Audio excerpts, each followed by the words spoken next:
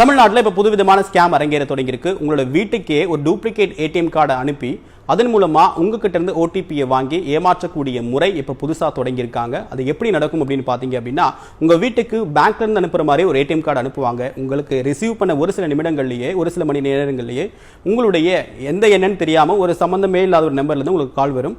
அவர் உங்களோட நேம், உங்களோட phone number, உங்களோட அட்ரஸ் எல்லாத்தையுமே கிளியராக அவர் தெரிஞ்ச மாதிரி ரொம்ப பேங்க் ஆஃபீஸ்லேருந்து பேசுகிற மாதிரி வெரிஃபை பண்ணுவார். ஆனால் அதெல்லாம் நம்பிட்டு, சார் உங்களுக்கு ஒரு ஓடிபி வரும், அது நீங்கள் கொடுத்தாதான் இந்த புது ஏடிஎம் கார்டு ஆக்டிவேட் ஆகும், இல்லை அப்படின்னா உங்களுடைய பழைய ஏடிஎம் கார்டு டீஆக்டிவேட் ஆகிடும், புது ஏடிஎம் கார்டு உங்களால் யூஸ் பண்ண முடியாது அப்படின்னு சொல்லிட்டு உங்களை ஒரு அச்சுறுத்தலுக்கு உள்ளாக்குவார்.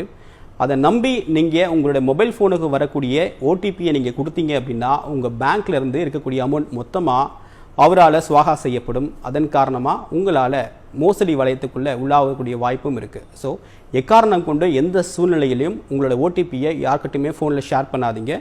இப்போ நடக்க ஆரம்பிச்சிருக்கக்கூடிய ஒரு புதுவிதமான ஸ்கேம் இது. ஒரு அவேர்னஸ்க்காக இந்த வீடியோவை ஷேர் பண்ணுங்கள்.